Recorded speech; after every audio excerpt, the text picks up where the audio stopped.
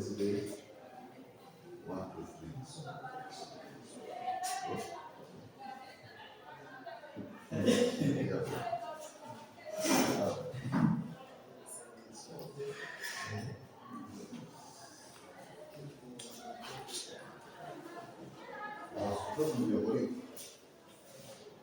Yeah. At the beginning of the semester, I can do with the educational statistics.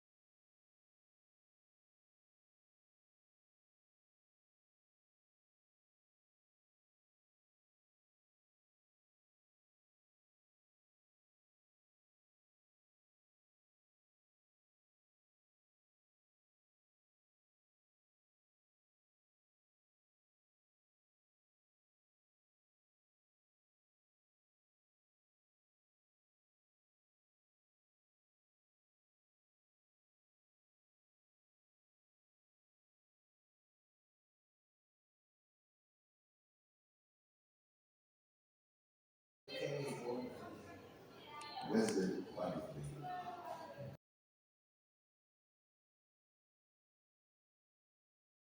Used for getting relationships between variables.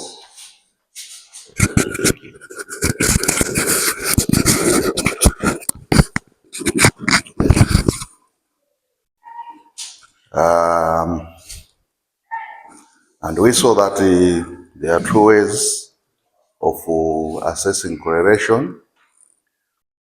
First would be using scatter plots or scattergrams, and then another way is using correlation coefficients, which are correlation indices,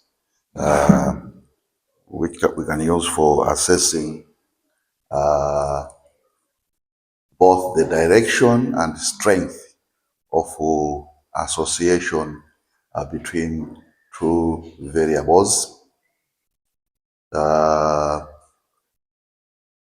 the such association can actually be used for prediction in where the variables are very strongly associated. You can predict using one variable on another variable. But that prediction is a function of the strength of the relationship as well as the direction of the relationship. Especially the strength is more important in helping you to assess that, to be able to predict from one variable to another. We also saw that in terms of direction, you could have negative association, you could also have positive association. When one variable is increasing and you find that the other variable is decreasing, it implies there is a negative relationship. But when you have a situation where one variable is increasing, results in another variable also increasing, then we talk about a positive association. We had some scatter plots to show as examples on how these relate.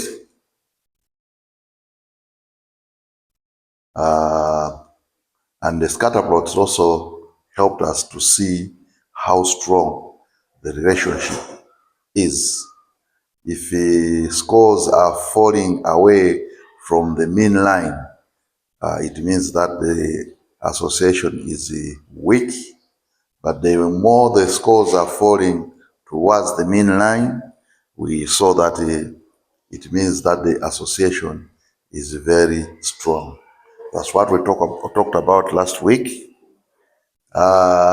Today, we'll be looking at the other way of assessing the correlation, and that is by using correlation coefficients, which are statistical indices which help to indicate both the direction of the association as well as the strength of the association.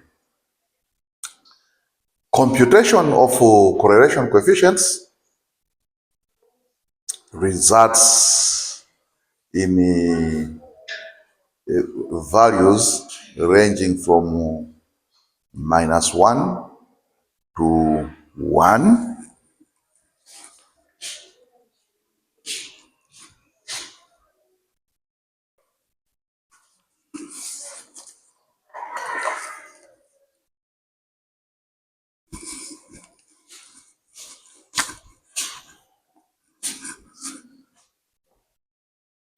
-1 all the way 0 to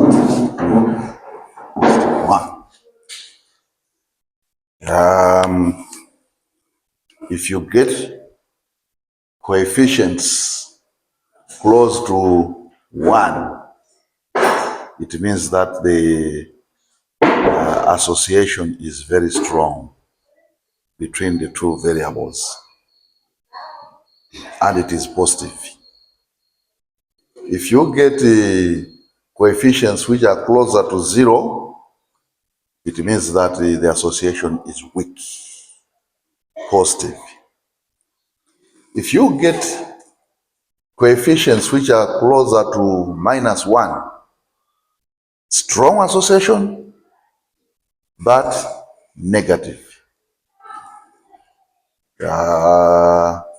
As the coefficients approach 0, negative but approaching 0, then it means that the association is weak but negative.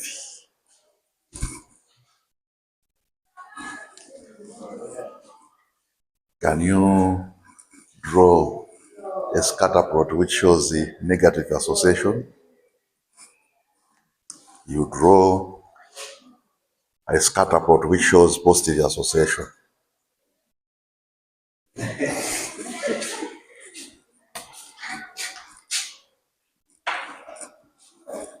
Kajamuleni.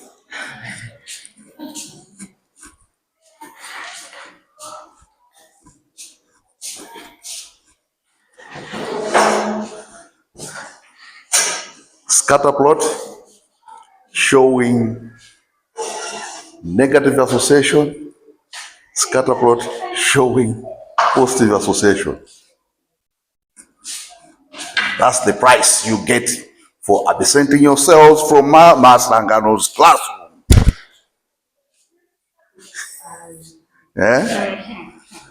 He will bail you out. Negative association, scatter plot.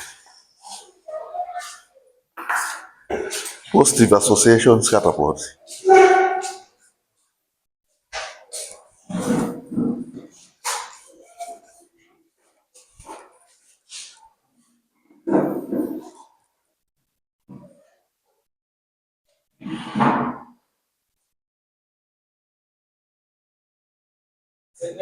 Yeah, yours is negative and the Pearson's is positive. Okay.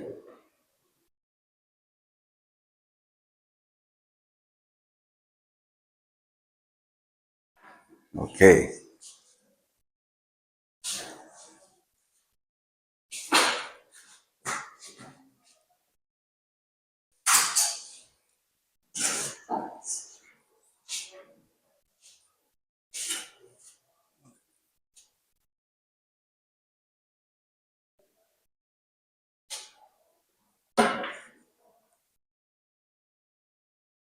Nachita ndithu sawa.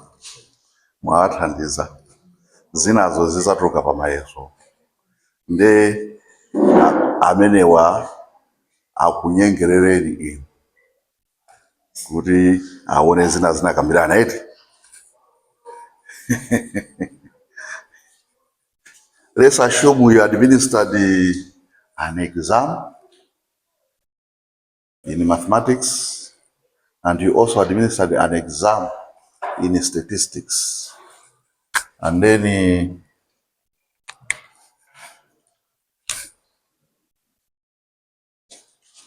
in mathematics, you have scores that students have obtained.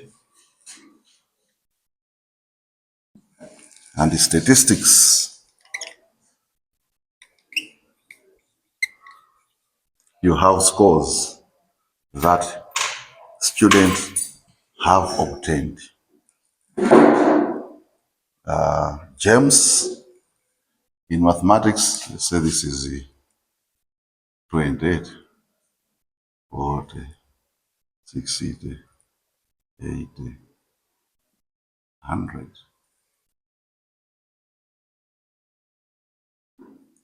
20.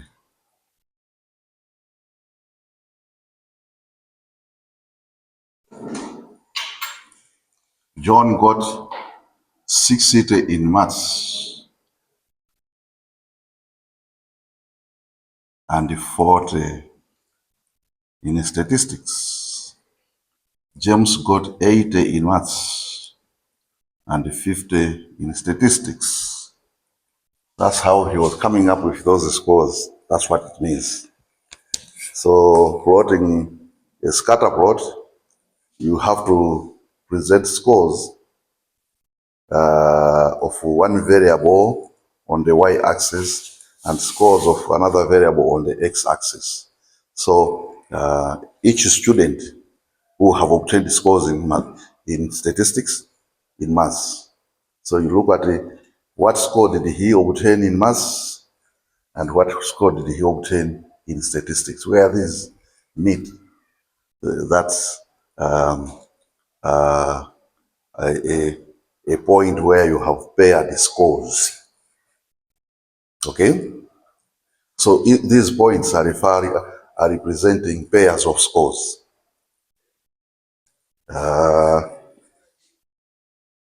Each of these scores representing pairs of scores. There's one score this way, there's one score that way. That's what we refer to as a scatter plot or a scattergram. Now,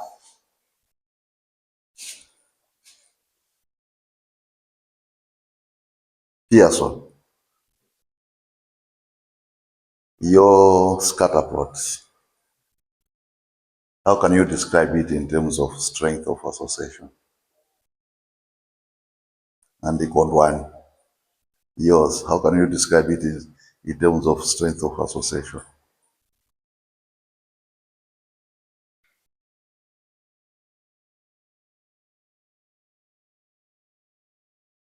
Being able to a strong relationship. This is very strong.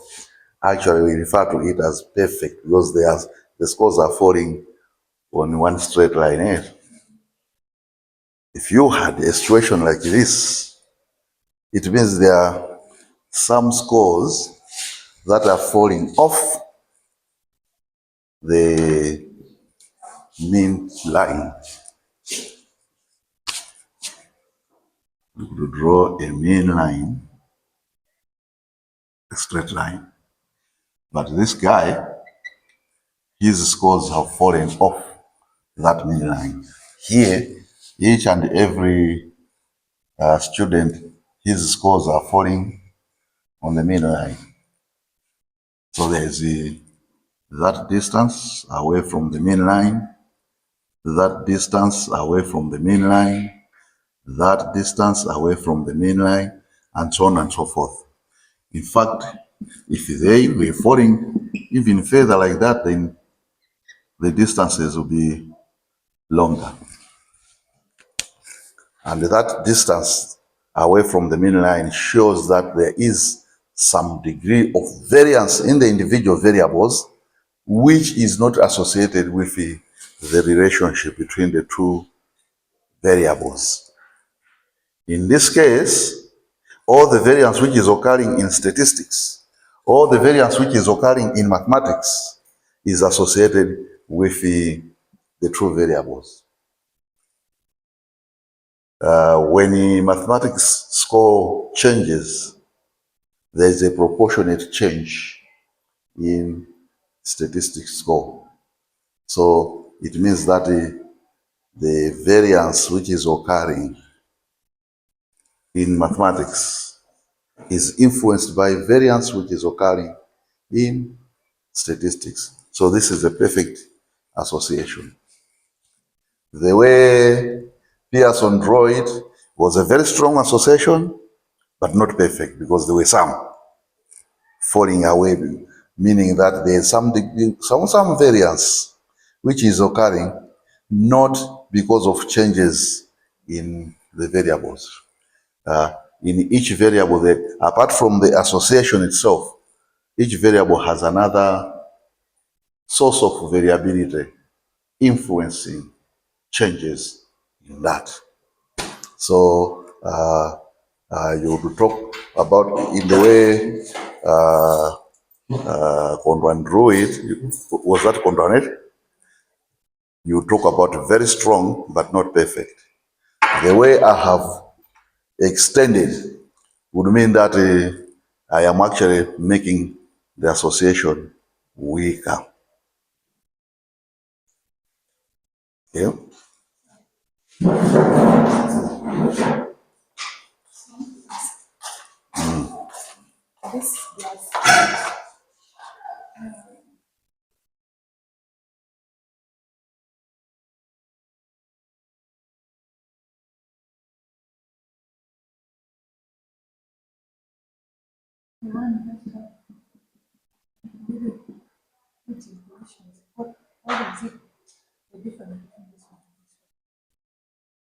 Okay. Did you hear the question? The professors are there. So if you ask. There is this type of graph.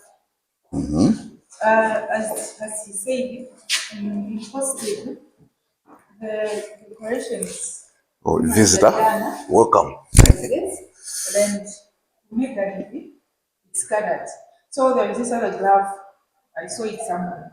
The corrections among the colors scattered. They are asking, what's the difference of this graph and this one? Because this one, I remember it was written no correction. So I was confused. What was they trying to say? Yeah. Professor Lehman.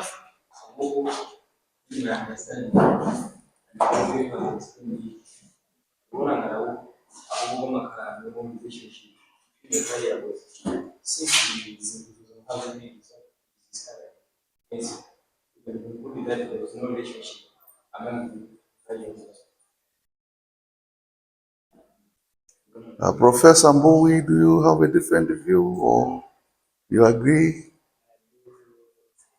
Yeah, the two professors are correct. Here, there is literally no association. Each score is falling independently away from the variable, the other variable. So mathematics, performance in mathematics is not related in any way with performance in statistics. That's why they are just scattered like that. Still, what I was talking about, because when you do that, there is no issue of direction you can talk about in terms of the association, but this one is showing a direction. That one is showing a direction. Even if you tried to draw a mean line, you will find that these scores are falling much further away from that mean line. In what direction would you take that mean line to be? it's the same, just showing that the scores are coming out independently of each other. That's why they said no correlation, no association. You could also find a situation whereby as the scores are increasing on this direction, scores in this scores on this variable are not changing like that. It's possible. So in other ways, somebody is getting, when he is getting higher scores in mathematics, that is not influencing scores in statistics. They are independent of the statistical influence, no relationship.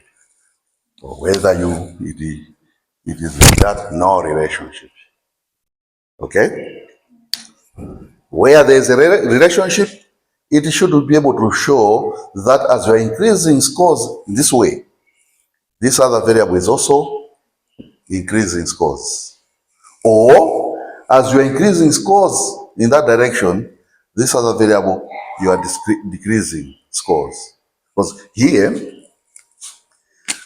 a person who got a very low score in mathematics, but got a very high score in statistics. The person who got a very high score in mathematics got very low scores in statistics. So as one is getting higher scores in mathematics, is getting lower scores in statistics. Such relationships do occur. There are certain variables which can show that relationship. Last week I was giving an example that if you hit my age and you are conducting a test, you pick people from my age and the older, and you want to test their physical strength. Let's assume that you are assessing the physical strength by their ability to throw a stone and to measure the distance that stone covers. You will find that as the people grow older, the distance that stone covers will be getting shorter, showing that as the person is growing older, his or her physical strength is getting lower. So that would be representing this kind of association. Of course, for the younger level, take 5 to 50. Normally when you compare strength and age, then you'll be getting this kind of association. Can you come across a situation where what Scattergram. yeah, can you find a situation where you have both?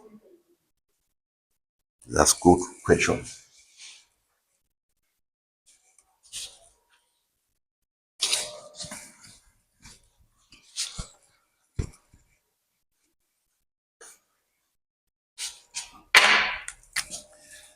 You could have a situation whereby the association initially begins by positive.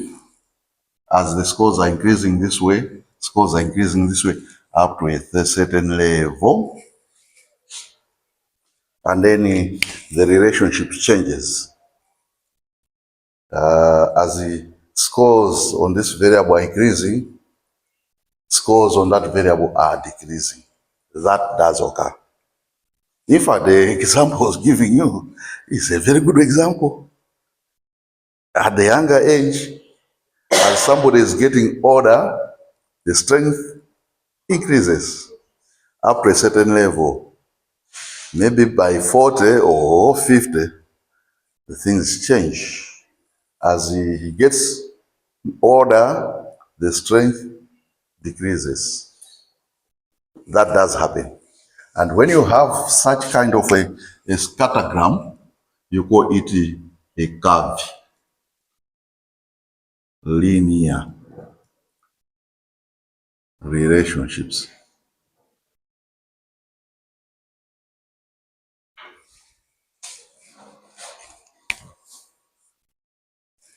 It could also happen in this way. Initially start negative and go positive. It's also curvilinear.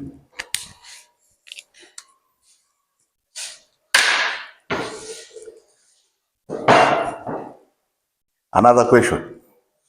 That's a good question. I didn't mention that one last week, but I was going to mention it today. It's coming somewhere. Since you have asked, it has come area.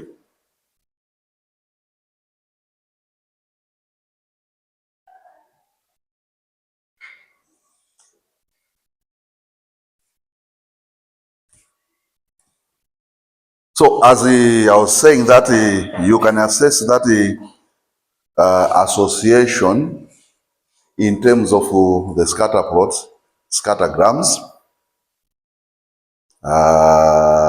and I think the take-home message is that the scattergram should be able to show you the direction of the association, and it can give you an idea of the strength of that association. Earlier on, I said the ability to predict from such association, precision of such the prediction depends on the strength of the association.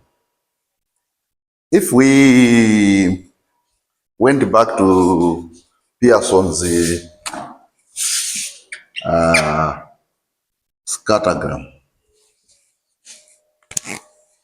let's assume in this one, we are looking at student performance at MCE and using their performance at MCE to predict their ability to perform at the university.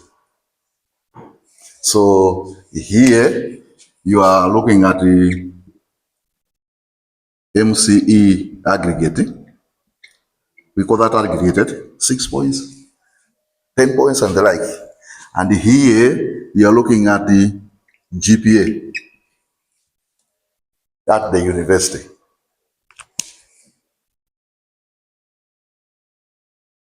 If for example, students who did the MCE some 4 years ago, and those who were selected to the university, you are able to plot and you find that the association is like that.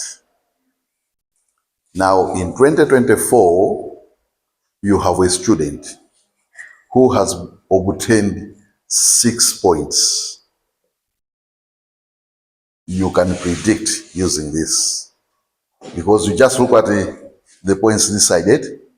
6 points will be that way, and then maybe 20 points going downwards, that like that. Of course, they are going in reverse, but we know that the 6 is higher than 20.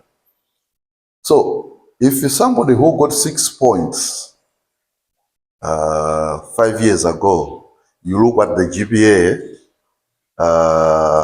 at the university, and you find that the GPA is that high.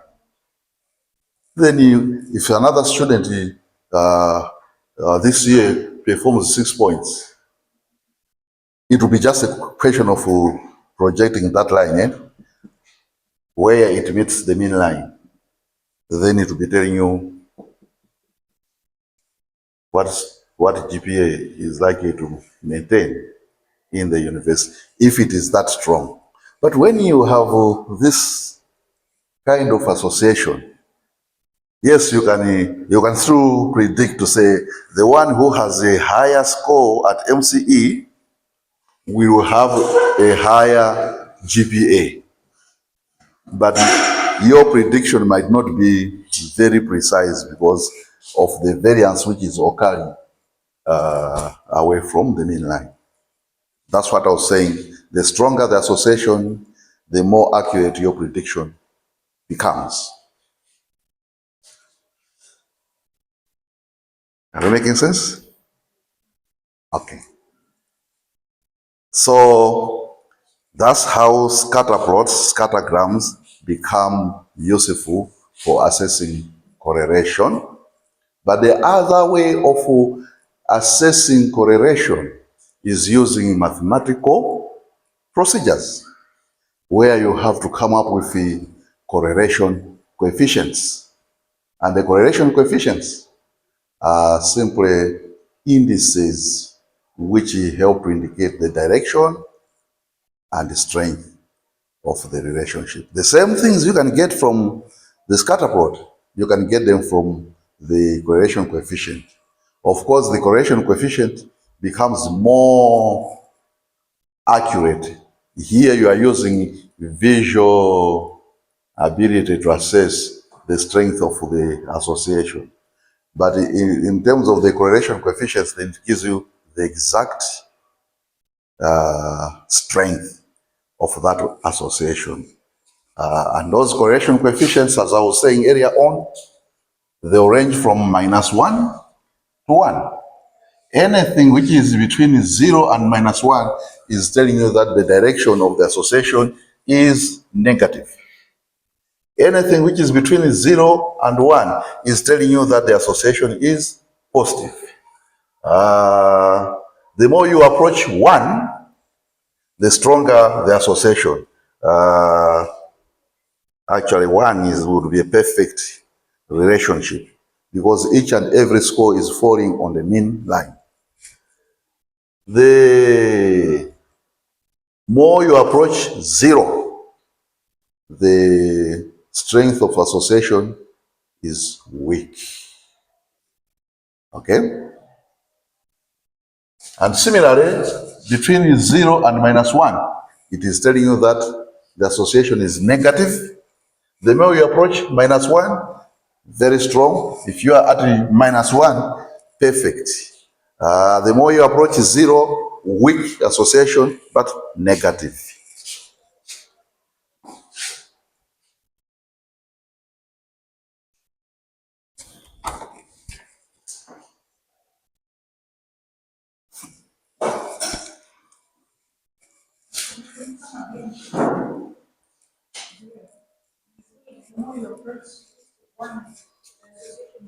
Strong. If the more you approach -1, it means there is a very strong association, but negative. So it's a negative association, but stronger as you approach -1, weaker as you approach 0. Okay? The more you approach +1, it means the association is very strong, but positive. So you are now talking about this kind of association. The more you approach 0, weak, but positive. So when you compute the correlation coefficient, pay attention to the sign you get. If it is a positive sign, positive association. If it is a negative sign, negative association. Yeah.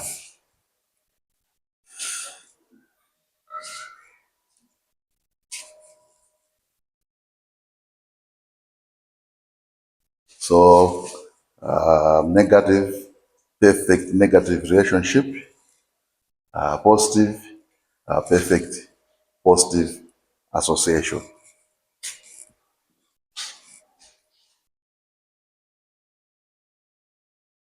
Yeah, I provided that just to give an idea on how you interpret your results.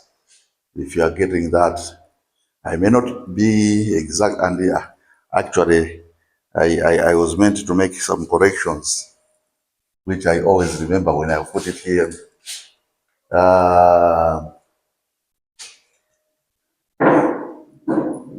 this should be 0.89, 0.89, because we are trying to get close to that. And here again, I should have said 0.59, because 0.6 is in that level. Although it may not be 100% the way you, but that gives you an idea on how you would interpret.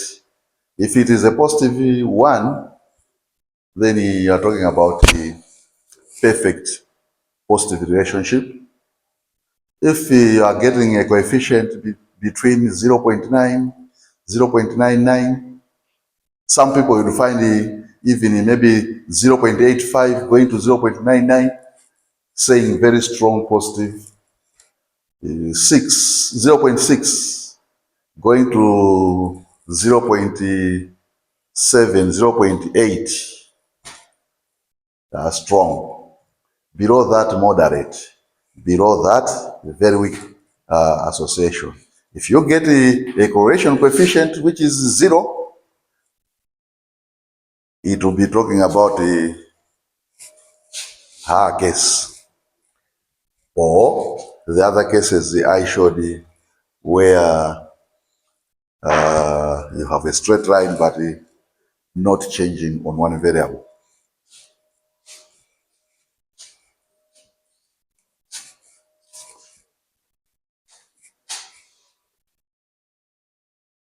Similarly, on the negative side, you could also make the same kind of interpretation. So those of you doing economics, if we are trying to assess the association of between farmers' income and the yield,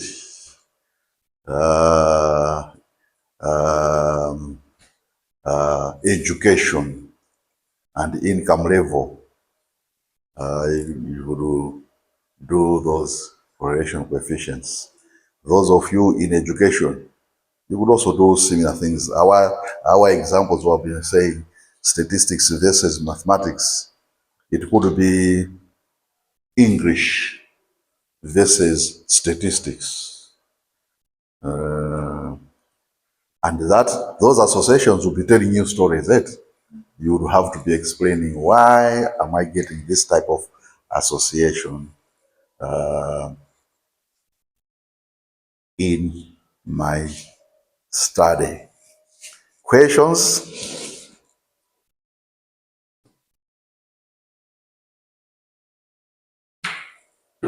Oh, okay. Thank you very much.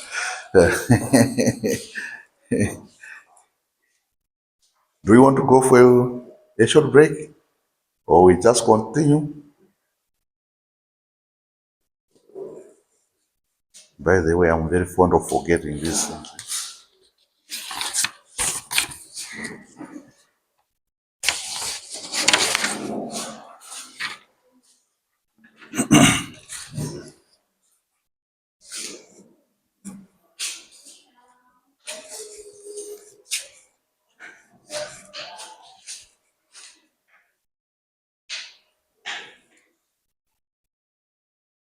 Now, in terms of computation of the indices, there are several indices you can use for assessing correlation or level of association occurring in two variables. One of those indices is referred to as a product moment correlation coefficient, popularly called Pearson R. There was a guy by the name of Carl Pearson. Carl Pearson is not a Pearson Lehman, but a friend of his who had a similar name, Carl Pearson, was a giant in statistics, mathematics, so came up with a formula for one of those correlation coefficients, and that's why it's called the Pearson R. One thing I would want you to get out of this slide is the last bullet. Pearson R is actually the most used correlation coefficient, but it's only used when the two variables you are correlating are measured in a ratio scale or interval scale. If your two variables are not measured in a ratio or Pearson or interval, then don't use Pearson R. If you have a variable measured in nominal scale, a variable measured in ordinal scale, you can't use Pearson R. Okay? So this bullet is very crucial.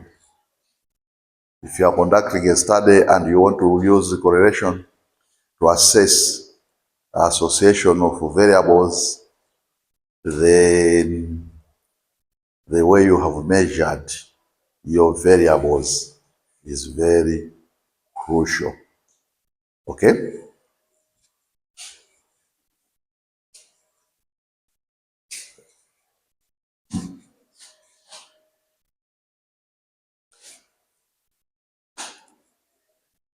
Pearson R is actually the sum of the product of the paired z-scores of the two variables divided by the number of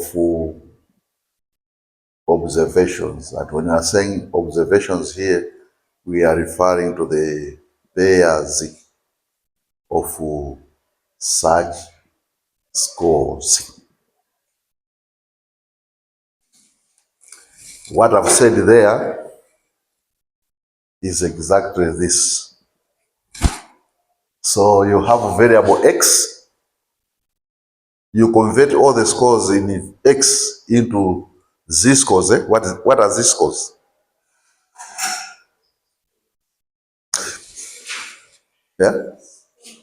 Yeah, standard scores.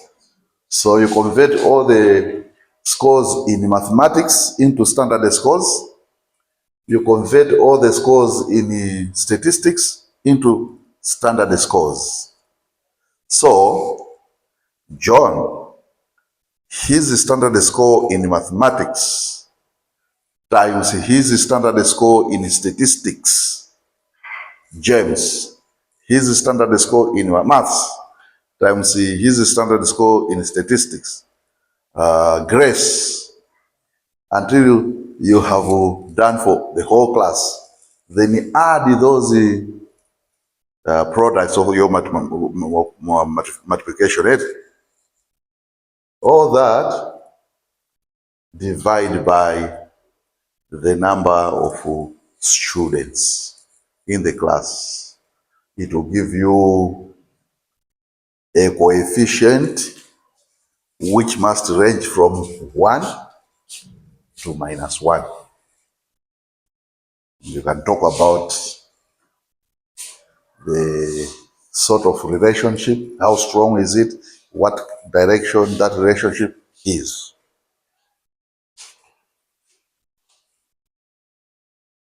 And I've said you cannot use Pearson R when you have variables measured in a different scale from interval and ratio. Why is that the case? If you look at this formula, there's a lot of multiplication occurring. There's a lot of division occurring in this formula. just to come up with the z-scores, you remember what happens it. You have to compute the deviation scores divided by the standard deviation. For you to compute a standard deviation, there's a lot of multiplication, there's a lot of division, square roots, squaring there. And you cannot legitimately do those things in an interval scale. Neither can you legitimately do those things in nominal scale. You have to use a scale where the distance from one score to the other is proportional, and the value of each score is involved in the computation. You are using a mean. A mean takes into account the value of the score and the distance of that score from and the centrality of that score in your distribution. So you cannot use data which is interval or data which is nominal. Questions?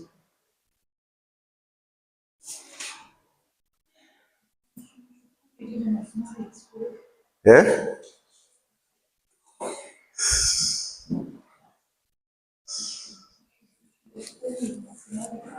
Mathematically? Okay, we can try, but we'll not finish. I will just demonstrate how it should be done. We will not have time to finish. Let's assume that we have a class with the 3 students. And in this class, these students are doing mathematics. They are also doing statistics.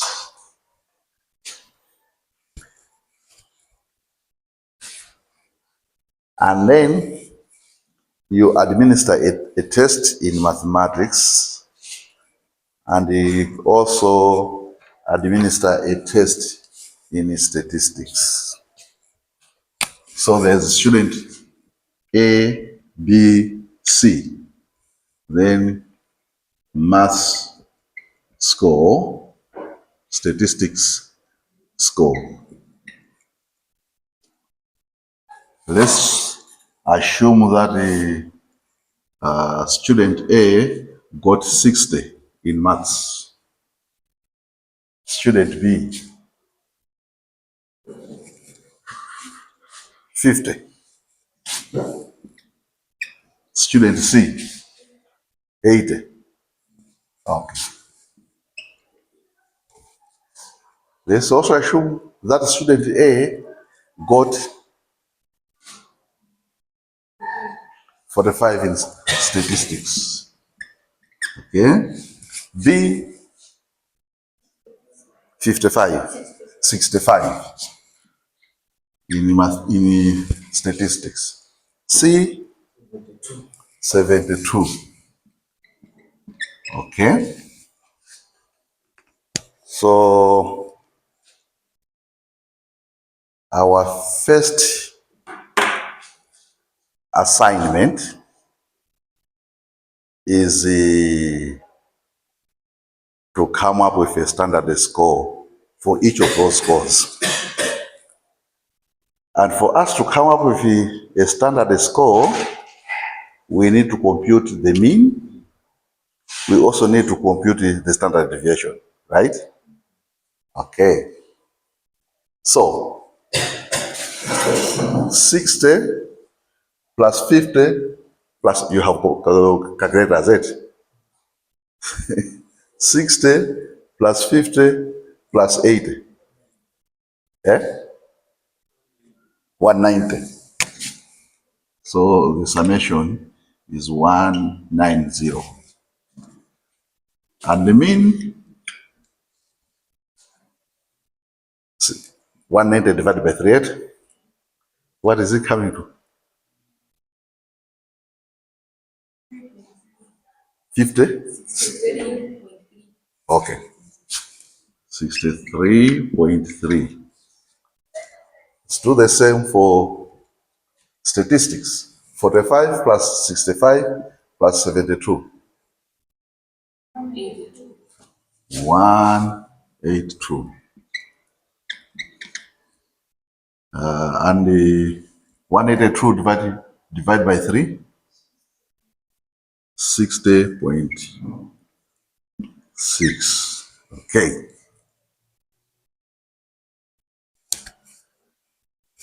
The next task is to compute the standard deviation of these guys. But for us to compute the standard deviation, we must first come up with the deviation scores. So, let's do this deviation scores. Math states.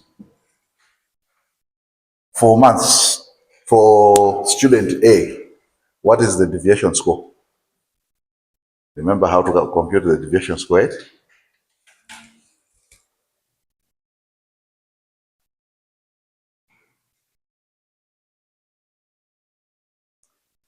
Deviation score is simply the score itself minus the mean, right?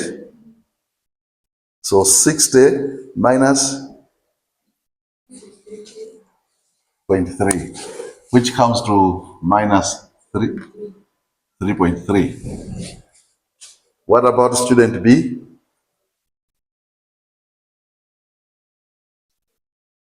-50 minus 63.38,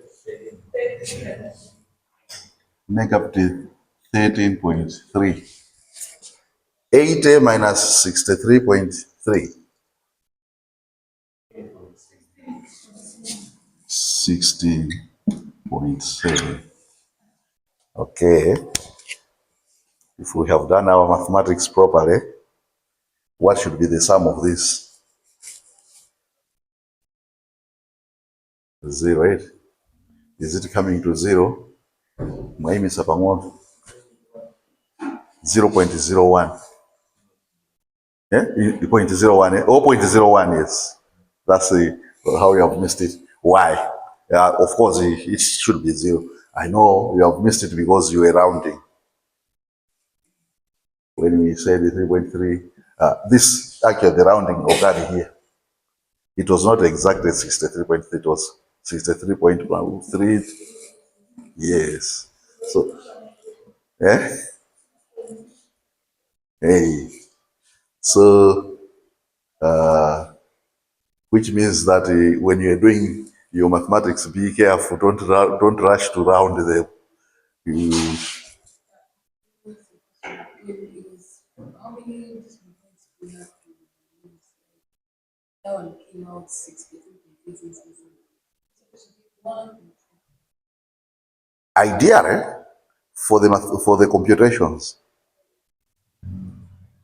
use all the decimal points which are coming up. If you use all the decimal points here, you will get 0. But because you have rounded, you are still losing some value. But conventionally, when you are writing, you put 2 decimal places. Yeah. So because the summation of this is coming to 0, you remember what we said it? Actually, maybe let's just compute the deviation scores. Then we'll talk about the next. What is the deviation score for statistics for A?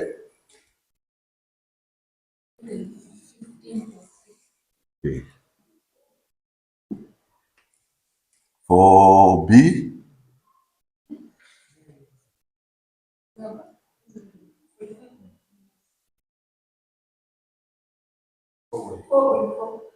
4.4. Negative, yeah? Positive. 4.4. C?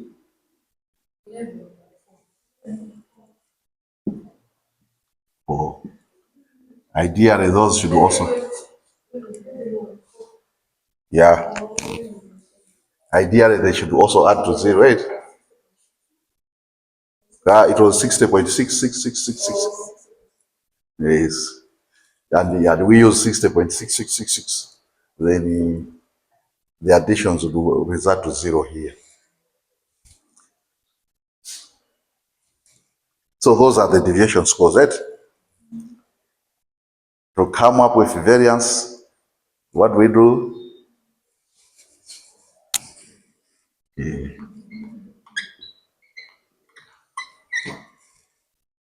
So it will be minus 3.3 squared minus 13.3 squared 16.7 squared summed, and that summation divided by n minus 1 divided by 2. TNT bangi. 3.3 squared is equal to what? 10.89. 13.3 squared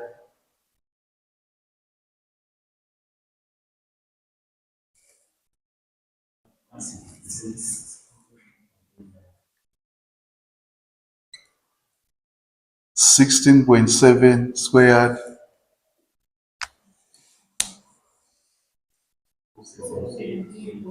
278.289. Okay, 278.89. So you add those, what is it coming to?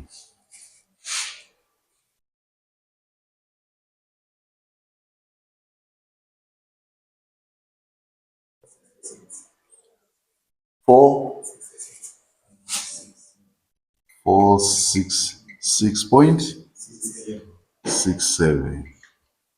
That's variance, and to come up with so that's variance. To come up with the standard deviation is 466.67 by its square root.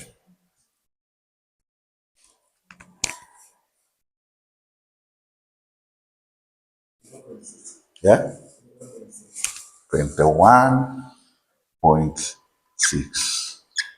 So that's the standard deviation for maths. Now to come up with the standard score for candidate A, maikumbukia formula yake.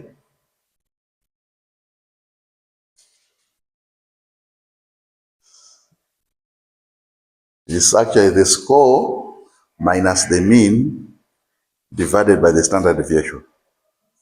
So that one we already did it. It is this deviation score. Okay? Minus 3.3 divided by 21.6. That's the standard score for A. Pangani. Yeah? Okay.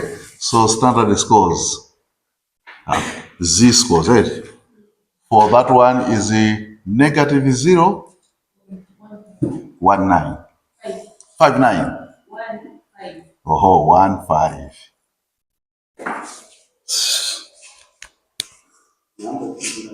Yeah.